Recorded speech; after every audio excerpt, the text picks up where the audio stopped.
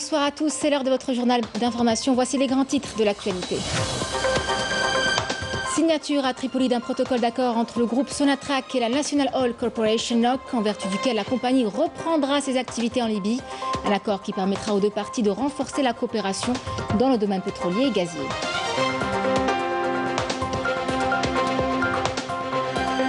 Nous vous parlerons par la suite du service de e-payment en Algérie qui a connu une forte hausse en 2021.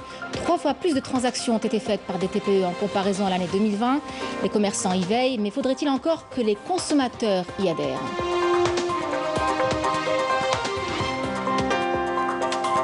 La baisse de la production halieutique engendre la hausse du prix du poisson frais. Les clients se font timides dès qu'il s'agit de s'en procurer au niveau des quais, mais n'hésitent pas à débourser dès qu'il s'agit de s'attabler. État des lieux ce soir du côté de Tipaza.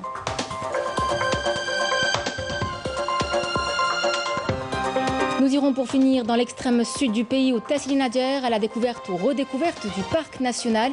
Un patrimoine à préserver, une destination touristique par excellence pour les visiteurs avides de découvrir le grand sud algérien.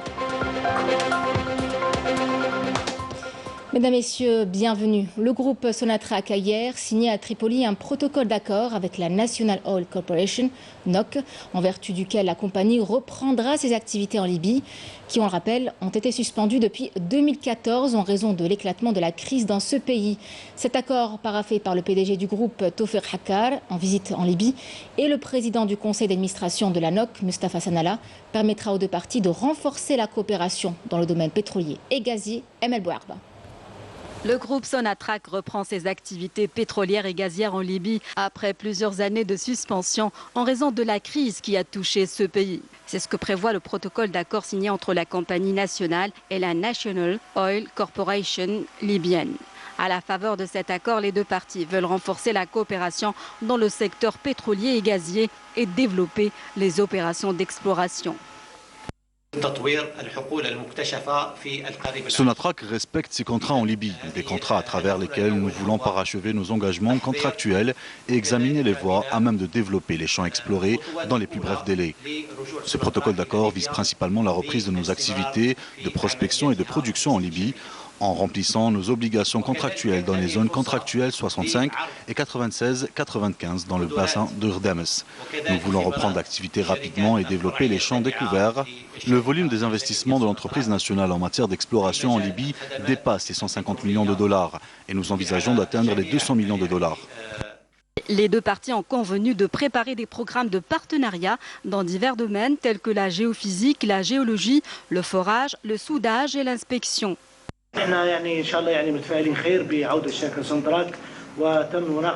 Nous saluons la décision de Sonatrach de reprendre l'activité en Libye en tant que partenaire important dans le domaine de l'énergie et nous assurons notre ferme volonté d'accompagner les filiales algériennes sur le marché des services pétroliers en Libye. Cet accord permettra également de renforcer la coopération dans les domaines de la réalisation de projets pétroliers et gaziers ainsi que des services et de la formation. La signature de cet accord intervient dans le cadre d'une visite d'une délégation importante de Sonatrach en Libye. À cette occasion, le PDG de Sonatrach a fait part de la disponibilité des Algériens à développer des programmes jumelés avec les filiales de la NOC et à créer des sociétés conjointes, notamment dans la recherche et l'exploration. Payer en ligne, c'est simple et rapide. Et je vous en parlais en titre, le service des e-payment en Algérie a connu une forte hausse au terme de l'année 2021. À croire que la pandémie y est pour quelque chose. 3 fois plus de transactions ont été faites par des TPE en comparaison à l'année 2020.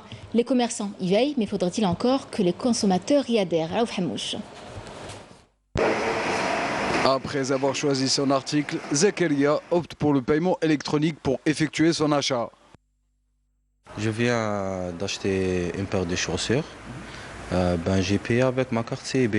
Est-ce que c'est plus facile par vous? Oui, c'est plus pratique. C'est mieux que ramener le liquide sur toi. Par exemple, aujourd'hui, j'ai oublié de ramener sur moi liquide. J'ai utilisé ma carte CIB. C'est plus pratique, plus facile. En effet, ce mode de paiement beaucoup plus pratique et qui offre une meilleure traçabilité est de plus en plus utilisé par les clients pour payer leurs factures ou simplement payer leurs achats en magasin. Il est adopté également par de nombreux commerçants qui sont de plus en plus nombreux à se munir de TPE. Le paiement par carte, oui, elle est disponible. On a l'appareil de la carte type. Elle est disponible au niveau du magasin. On a plusieurs clients qui maintenant. Je pense qu'elle facilite les choses dans les ventes. Beaucoup néanmoins sont encore réticents à opter pour ce mode de paiement. Un simple tour dans les magasins de la capitale nous a permis d'en faire le constat. Non, pour l'instant, on n'en a pas. Pour l'instant, on n'en a pas, malgré qu'il y a une demande. Mais la demande, elle est minime. C'est-à-dire que ce n'est pas tout le monde qui demande le paiement par carte. Ils préfèrent cash. Voilà, c'est pour ça que s'il y avait une grande majorité peut-être, on aurait pu faire. Le paiement par carte, comme on a récemment ouvert, on n'a pas encore mis la mise en place de paiement par carte, mais on le fera bientôt, Inch'Allah. En 2021, plus de 2 150 000 opérations ont été réalisées via e-payment, soit 3 fois plus d'opérations qu'en 2020, avec un montant global estimé à plus de 1500 milliards de centimes. Des chiffres encourageants selon le ministère de tutelle. Les chiffres sont très satisfaisants.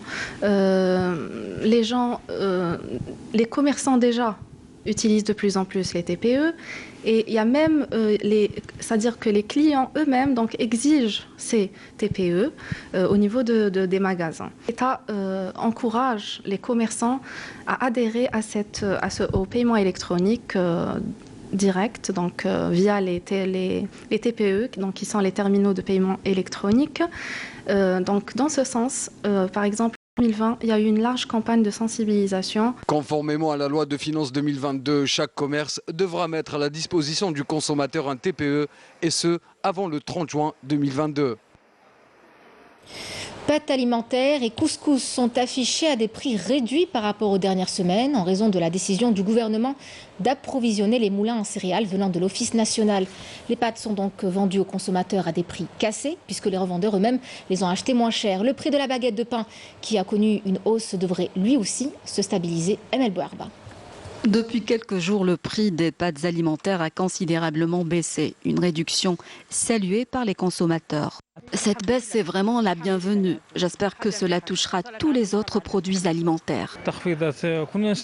Nous attendions cette baisse avec impatience. Cela aura un impact positif sur notre pouvoir d'achat. Cette réduction des prix est due essentiellement à la décision du gouvernement qui consiste à permettre aux producteurs de s'approvisionner en céréales directement auprès de l'Office national interprofessionnel des céréales. La réduction des prix des pâtes alimentaires touche aussi le couscous. Il coûte désormais 95 dinars au lieu de 175 dinars. Tous les producteurs de pâtes vont s'aligner sur ces prix.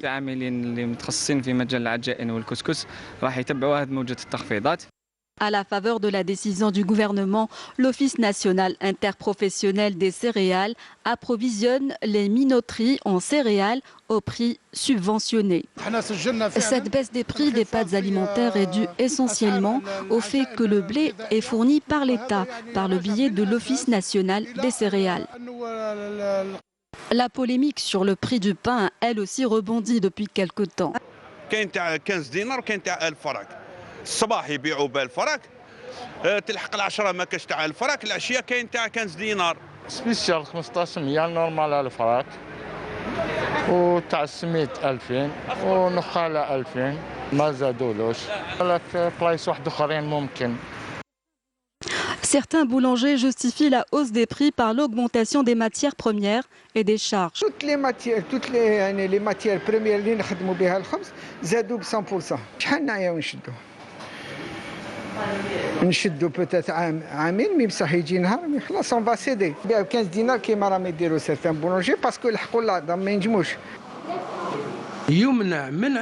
Il est formellement interdit de vendre le pain ordinaire et le pain amélioré au prix de 15 dinars. La revendication des boulangers portant sur les 5% de marge bénéficiaire a été prise en charge par le ministère des Finances.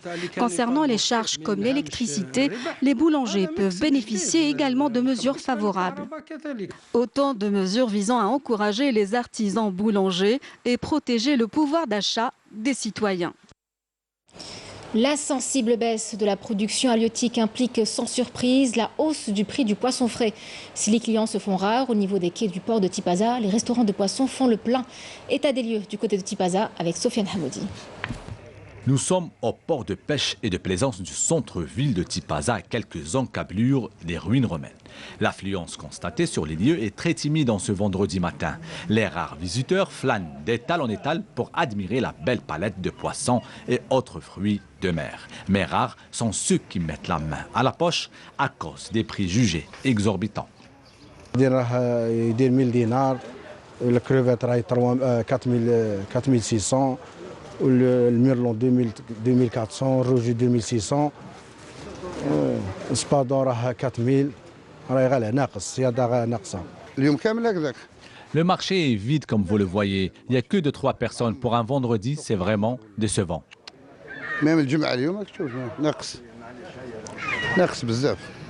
Certains cèdent quand même à la tentation et décident d'acheter. Ne pouvons résister à la belle crevette exposée et autres différentes sortes de poissons blancs à la chair savoureuse. J'ai acheté un peu spadron, un peu spadron. Qu'est-ce que vous en pensez? Je pense.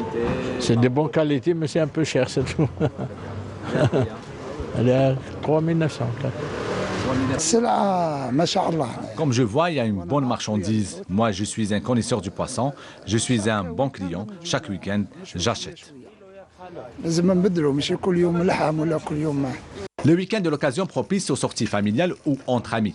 Quoi de mieux qu'une bonne paella ou un bon plat de poisson frais, soigneusement préparé par les restaurateurs de la ville. Les clients, la plupart, ils demandent du merlan farci par exemple, ou la merlan colère, ou là ils demandent la loterie, mais il est un peu cher, mais la demande quand même la demande, et beaucoup l'espadon. Le poisson est tout frais, par jour. Dans la journée, déjà à minuit, c'est terminé. Il y a toujours le renouvellement des poissons qui viennent, avec deux mandataires qui viennent, et qui ramènent le poisson. C'est ma première visite en Algérie. J'ai vraiment aimé ce restaurant. C'est vraiment bon. J'ai adoré le poisson algérien. C'est vraiment bon. La baisse de la production halieutique est pointée du doigt par les poissonniers pour expliquer cette hausse des prix qui est paradoxalement loin de dissuader les clients. Les restaurants ne semblent pas se plaindre de la baisse de la fréquentation, loin de là. Et on s'intéresse à présent à l'activité de la pêche artisanale. Les artisans pêcheurs se posent des questions quant au devenir de leur activité face aux enjeux socio-économiques de la filière, notamment en raison de la fragilité des écosystèmes côtiers. Ariles Ould-Hamouda l'a relevé au port de pêche à Raïs Hamidou. Reportage. Comme chaque week-end, Karim installe son matériel de pêche sur le rempart du front de mer de Boulourine, un quartier où la pêche est une culture. Actuellement standardiste dans une administration, pour lui, le poisson n'est qu'un prétexte pour décompresser et changer d'air.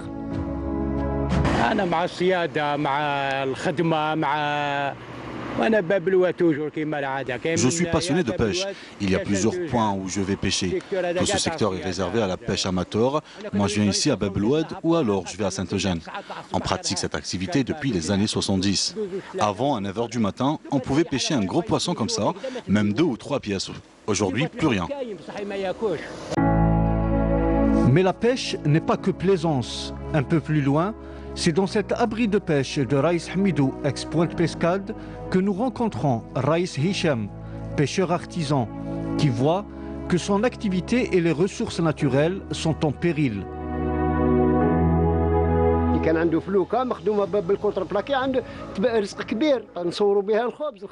À une certaine époque, celui qui avait une petite embarcation possédait un trésor. C'était rentable. Mais les choses ont changé. Il y a un grand nombre d'embarcations. Le port qui ne peut accueillir que 100 embarcations en contient actuellement 500, avec un bénéfice quasi nul. C'est vraiment ce que je qualifie de pêche anarchique, sans oublier la pollution maritime. Je dirais que c'est le principal facteur de la baisse de la richesse halieutique. Les autorités ont énormément investi dans le secteur de l'aquaculture, mais la pêche artisanale a été reléguée au second plan. Regardez notre matériel, c'est du 10e choix. Pour résumer, vous avez 3 grands facteurs, la pollution, les changements climatiques et la pêche anarchique.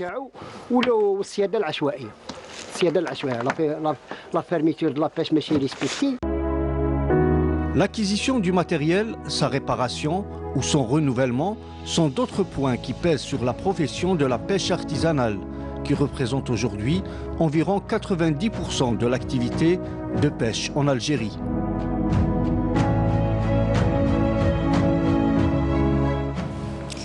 Et on vous parle maintenant de cette usine de production d'incinérateurs de déchets industriels et médicaux du côté de Constantine, une entreprise qui permet d'alimenter le marché national et qui donc contribue au développement de l'économie de la région. Walid Yousfi. Investir dans la fabrication d'incinérateurs de déchets médicaux et industriels, un créneau porteur qui attire beaucoup de jeunes entrepreneurs, notamment durant cette période de pandémie où le volume de déchets médicaux et infectieux a connu un bond conséquent. Ces ingénieurs de Constantine se sont lancés dans l'aventure. Leur souci majeur est avant tout la dépollution et la protection de l'environnement. Par exemple, le PVC, Par exemple, quand on incinère du PVC, avec la méthode classique, nous obtenons du CO2 et de l'acide chlorhydrique gazeux. L'HCl réagit avec l'air et provoque des pluies acides, un désastre pour l'environnement. Avec un incinérateur industriel, il y a nettement moins de risques pour l'environnement.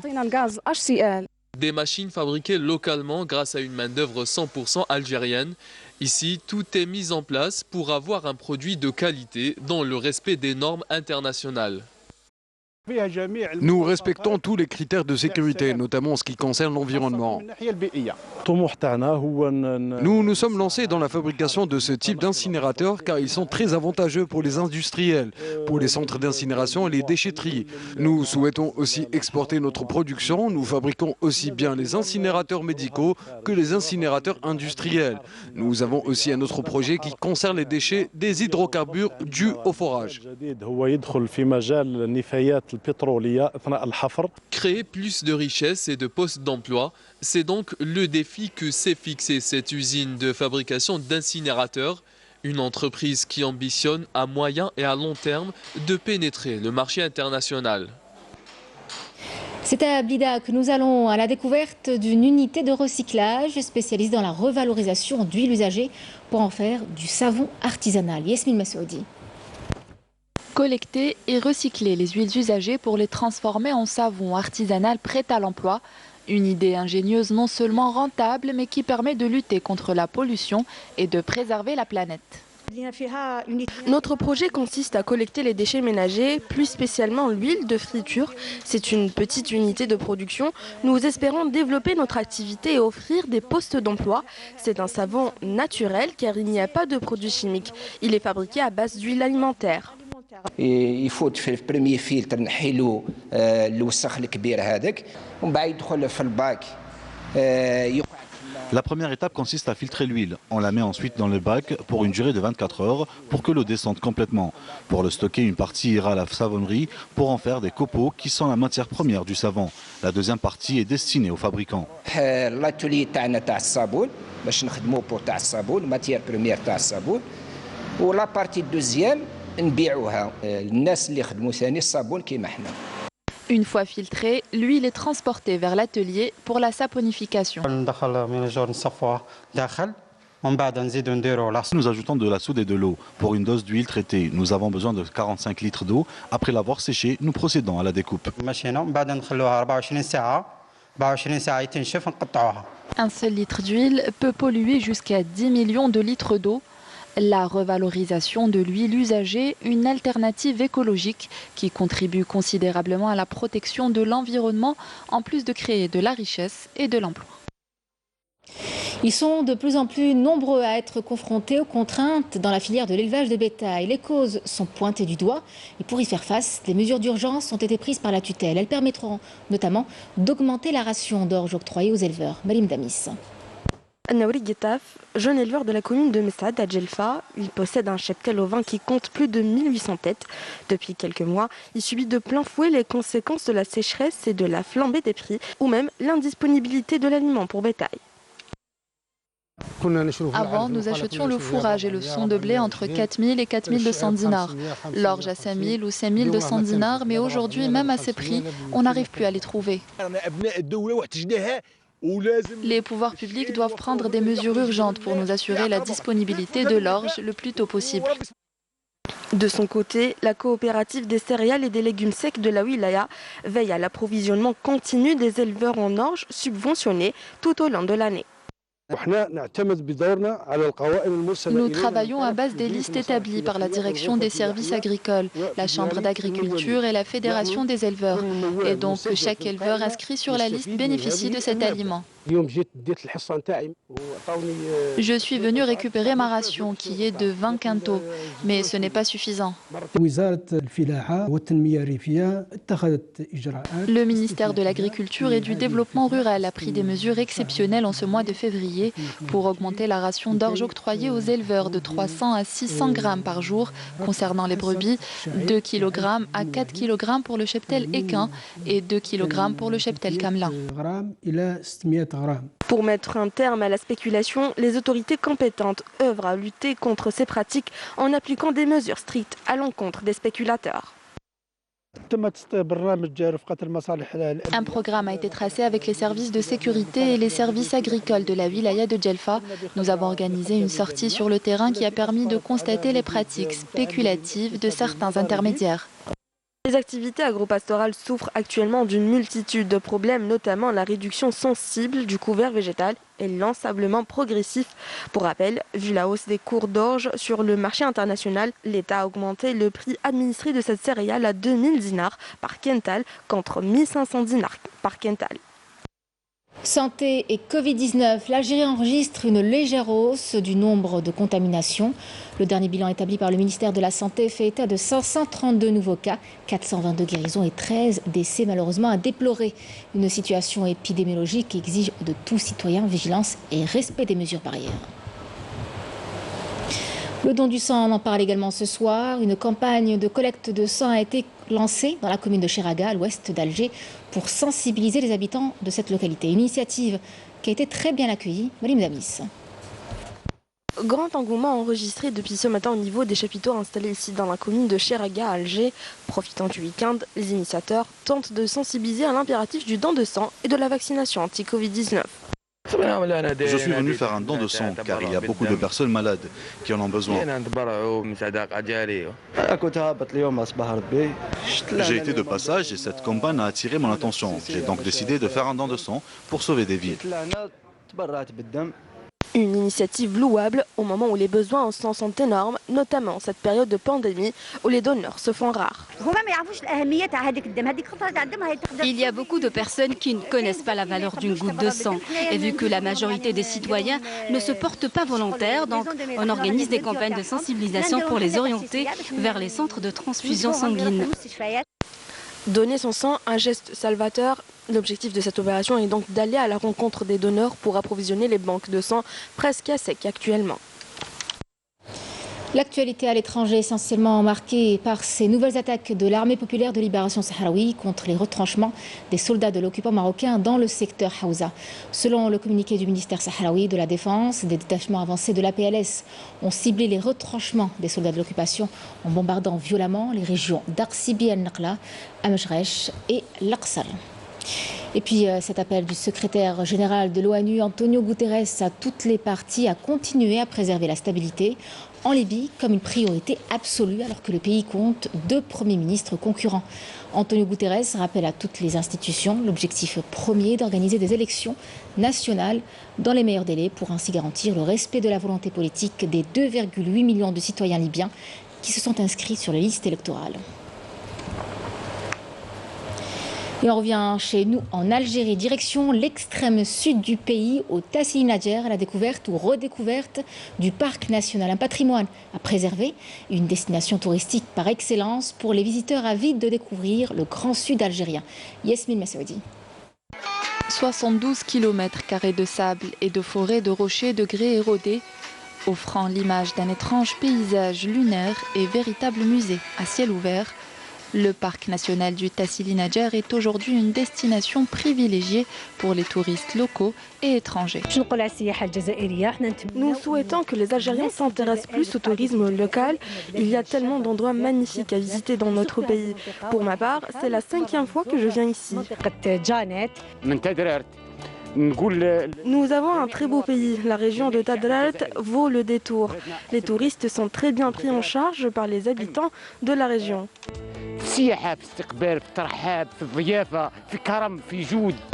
Le parc national du Tassili Nadjer recèle d'atouts fabuleux.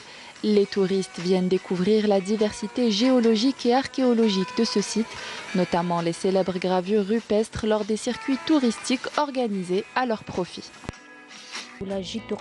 Nous avons effectué plusieurs excursions dans la ville historique de Djanet. Nous avons eu l'occasion de visiter des sites extraordinaires. C'est un endroit à visiter. Le Tassili Nadjer est un patrimoine que les touristes doivent préserver. Ils ne doivent pas écrire sur les gravures rupestres. L'Algérie a besoin de ces sites pour promouvoir le tourisme local.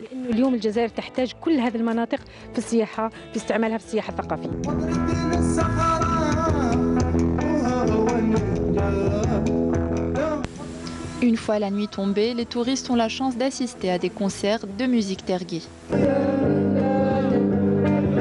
C'est une très belle expérience. J'espère que cela va durer pour que tout le monde puisse en profiter. ان شاء الله الثقافه هذه ما تحبسش ان شاء الله. بنزاد حواسنا قلنا على تدرارت نسادك مسيو حكم تاندي بوين غير تدرارت باش نحوس فوالا صراحه بنيسنا ذاك مليح ويعجب الحظ فطاس. Des dunes de sable à perte de vue, des reliefs montagneux, des espaces verdoyants et une richesse avifaune et faunistique rare. Le Tassili Nadjer est aujourd'hui l'une des destinations phares pour un dépaysement garanti, loin du brouhaha de la vie urbaine. C'était le journal de la rédaction. Merci de l'avoir suivi. Tout de suite, ce sont les nouvelles du ciel. Je vous retrouve demain pour l'édition du soir 19h. Pour celle de la mi-journée, c'est Monet Large que vous retrouverez. Excellente soirée à tous.